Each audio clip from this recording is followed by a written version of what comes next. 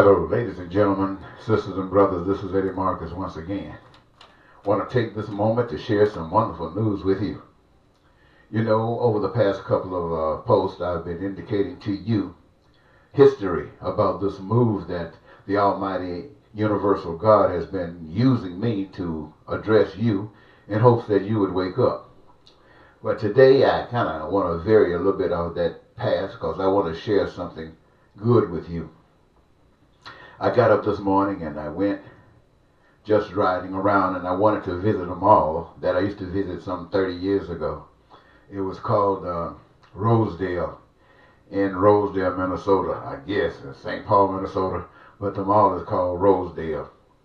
And I went there me and my wife, we used to go when we were dating, we used to go out there and walk through the mall and dream about things that we wish would happen for us if we ever hooked up. And so today I went back out there alone just to see what was happening, because I wanted to dream not just about me and her, I wanted to dream about us. That includes you. I had heard they were doing some new work out there, and I wanted to see what that work was all about. And let me tell you, ladies and gentlemen, it could be because I hadn't been out there in a long time, but it was absolutely magnificent, absolutely beautiful. It was so beautiful as I walked through the mall, tears ran down my face. And why did the tears run down my face? Because I saw the magnificence of God.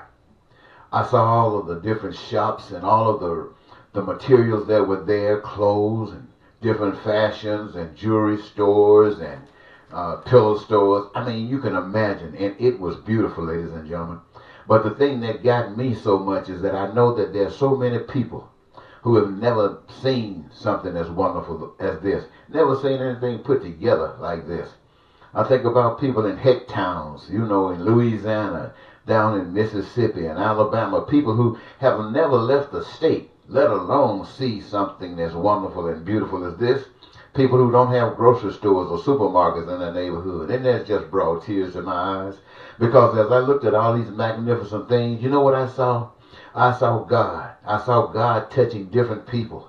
People in fashions. He was giving them designs and stuff that was uniquely fantastic and beautiful. I saw stuff like glasses, little shades. I saw little, tennis shoes and different variations in shoes. You can imagine what it is that you would love to have. And I saw God in all of it. But I saw the devil standing right there in front of it. And you know what the devil was? The devil was out there at the cash register. Now, I'm not talking about the person at the cash register. I'm talking about the cash register itself. Said you couldn't get anything unless you had money. Oh, that really brought tears to my eyes. And I couldn't wait to get back home so I could make this post for you. And I made a couple of notes because there were certain things I wanted to say that I didn't want to miss. So let me just look at my notes. Do you mind? My first note ended like this. First of all, I want you to know what this is all about. This is all about the power of you. You the people. You got the power to do any of these things or prevent them from happening. It is the power of you. Okay, now, my first note that I wrote was this. So, someone say to you, repeat this prayer. And you know the prayer says that you invite Jesus Christ into your life, that you accept him as the Son of God, that he came down on the earth and did all that he did, that he was killed and rose from the dead so that you could be saved, and you accept that and you invite him into your life, and you shall be saved. You are saved according to the preacher. You heard that before? Okay, let me go to the next one. You've heard people say, repeat after me. I'm going to show you how to speak in tongues. And they say some gibberish or whatever, and you say gibberish, and they tell you that now you've spoken in tongues. Now, what do you think about that? I know what you think. If you said that prayer, you accepted the fact that you were saved. And if you did that gibberish or whatever that stuff is they had you to say, you thought you were speaking in tongues. That's why the world is like it is, ladies and gentlemen, because you don't know God. And the people who told you that trash don't know God either. Let me tell you something about the first one. If you were born again, those words that they tell you to say, you don't have to say them. Those words become real in your life. You want God so much, you want to accept it so much, you need God in your life so much till can't nobody tell you that God ain't there. Can't nobody convince you that God ain't there. Let me ask you something. When Meshach and Meshach walked into that fiery furnace, they say they knew that God could save them, but they did not care if he didn't. They had so much confidence and so much love and respect for God, they walked in there and didn't care if they got burned. You see, that's the kind of stuff that tells whether you're born again. Not repeating some words. Words are cheaper than dirt. Not repeating words. And this thing about speaking in tongues, gibberish. Let me tell you something. You cannot speak in tongues. Anybody that speaks in tongues, they're under the power of the Holy Ghost. It is the Holy Ghost that's speaking. And they don't even know what the heck is being said. Their mouths are just working. But the Spirit is speaking. So nobody can teach you how to speak in tongues. That's God speaking. And nobody can tell you whether you're born again or not. That is something that you make in your mind and in your heart and in your spirit. And if you haven't done that, if you haven't experienced it that way, you go to church every Sunday, you come back, and the world goes on just like it's going on, and you won't have no vision, no idea what's going on or what to do. You just as lost as a fly stuck in a bunch of honey, hoping somebody turn you loose and don't know who to turn to. Well, those are the two main points I wanted to bring out to you, and I wanted to bring them out to you because I know you need to know that. And the other thing, before I get to the last thing, I want, and this is my spirit speaking, all of the people who live in these hick towns, Mississippi, people who live in Africa, who living in what they call shanty towns, or whatever, living in old tin houses, and people in Haiti who living in all this squalor. Donald Trump called them shithouse towns. People who are suffering to that degree. I want every last one of you to come and visit the cities. I want you to go through the cities and see how magnificent God is. And I want you to, before you get there, I want you to dream that these things are going to be beautiful, and not only just beautiful to you, but when you come back home, you can bring some of these things with you. You can bring some of the jewelry. You can bring some of the fashion. You can bring some of everything that you see that you've never seen before, perhaps unless it was in a magazine.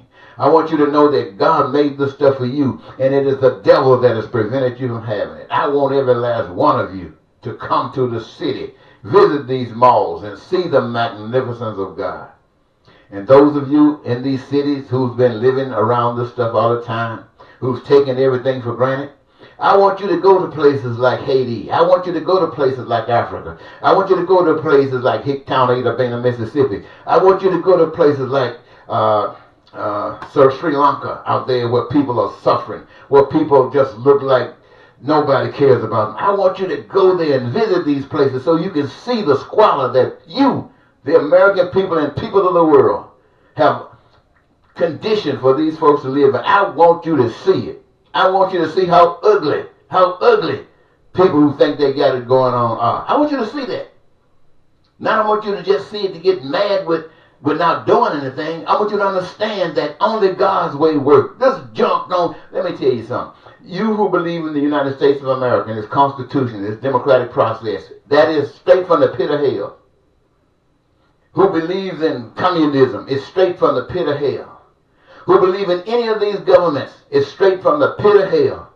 Now I know you've been lied to. Somebody say, well, the government is of God and you got to obey the government that has rule over you. Let me ask you something. We already know who got rule over you, but somewhere it said no man can obey two masters. And if you bend into the one that you let exist and you bend to the rules of it, that's because you don't know God. I'm telling you again, I ain't mad with you. I'm just speaking to you. You don't know God, and somebody lied to you, and you accepted that lie. That's why I'm coming to you today, saying the things to you that I'm saying to you. But I'm not trying to condemn you. I want you to know that God truly is love, and that all good things come from God. Somebody say, well, you can't partake in the things of the world. What do they mean? They don't know what they mean. When they say you can't partake in the things of the world, that means deceit, lying, and cheating, and stealing, and killing, and war, and bigotry, hatred, racism. That's the things of the world. All gifts come from God. Everything that you see out there beautiful. Everything that you see new is beautiful from God. The nuclear energy came from God. God didn't tell you to make a bomb. But that's where your heart is. And so that's what they did. They made a bomb. But I want you to share God with everybody. I want you to be happy when you see these poor people coming into these cities, knowing that they can do these things that they've never done before. You've been told that diamonds and gold and silver is money. That's no money. That stuff is no more worth for money than a rock or a piece of dirt. You call it precious because you put the preciousness on it. You got a $5 bill, a $1 bill, a $100 bill. It ain't nothing but paper. All of that stuff is you transforming it into something that it is not. Now, I hope you can understand, ladies and gentlemen, but I'm on a mission. I'm on a mission. I'm on a mission for God because I know God. Most of you don't. And I want everybody to know the God I know. I'm not preaching nobody's God. I'm not preaching Moses, nobody's God. I'm preaching the one God I know, the God that showed his hand to me. That's the God I'm in love with, and that's the God I want to share with you. Now, I know I can talk to you about that all day, but I got my little daughter here trying to give her a nap. She's trying to fight through this and stuff. But I want to say one last thing to Donald Trump and people like Donald Trump. This is a warning. God is a loving God, and God don't like ugly. Now, in America, I'm sure there have been many ugly people along. People killing Indians, taking their land, they were ugly. People turning black people into slaves, they were ugly. People denying women their basic rights to life, they were ugly. But they were all in the same line of ugliness as you. So I'm talking to you because right now you are held before the world as some of the biggest ugliness. You ain't alone. You got Putin and you got this guy in North Korea and you got everywhere these dictators are.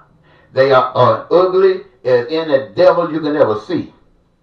But I want you to know that when you die, I'm not going to send you to hell because I don't know where you're going. But I can tell you one thing about it. The way you're acting, you are not going to be over because life is everlasting. But I can promise you this, something is going to happen to you that you are not going to like. And today, Trump, when I thought about you, this is what I thought about. I thought about when you die, you're going to be turned to a snake. Your spirit, your life is going to go into the body of a snake. And you're going to be crawling around on your belly, going through every little places that snakes go, down in credit holes and all hiding under bricks and all of these things, because that's the way your attitude says that a person like you deserves to be. Now that's just a warning. I can't put you there. You can put yourself there because the life that you live today determines exactly where you're going. America is going through hell today because America deserves the hell that they're getting. And when you die, every last one of you that listen to my voice, when you die, the only thing it means is this. It means that life, spirit, mind has come out of your brain. And your brain can't tell your body nothing. Your brain is dead, your body is dead, they're throwing it away, but your mind is as alive as it ever been. And for those of you who know, let me tell you something else to give you some example. Have you ever been in a dream? A dream what you just hoped was real. You didn't want anything to wake you up from that dream. And then you awoke. Where did you come from? You came from another place. And it was as real as when you woke up. There have been times when you've been dreaming and you've been running for your life.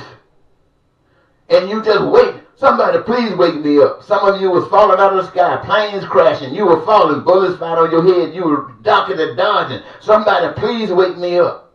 That was real. It wasn't fake. But you woke up. I'm telling you, ladies and gentlemen, those kinds of representations are indications of what your future holds for you.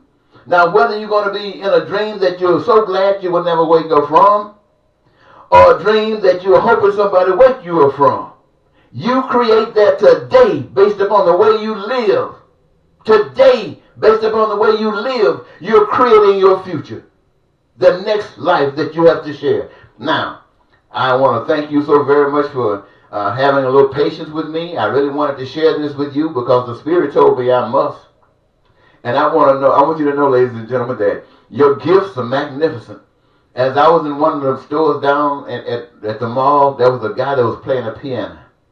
And my God, it was so beautiful. I just stood there and listened, and the tears began to run down my face. That a music could sound so beautiful. And this guy's fingers were just, and I couldn't do it for nothing. No way could I do it. But he was. And there are so many of you all across this world that can do it just like that. You can sing, you can dance, you can act, you can do all of these things. These are wonderful things that come from God. And everybody should be able to experience them. If they can't do it, they should be able to see somebody else doing it so they can know the magnificence of God. And I want you to know that if you wake up, you can change this thing. You can change it by doing unto others as you have others to do unto you. By recognizing that you reap what you sow, and the seed that you plant determines the fruit that you get. I ain't lying. I'm just telling you what I learned. Thank you once again, and this is Eddie Marcus saying bye-bye.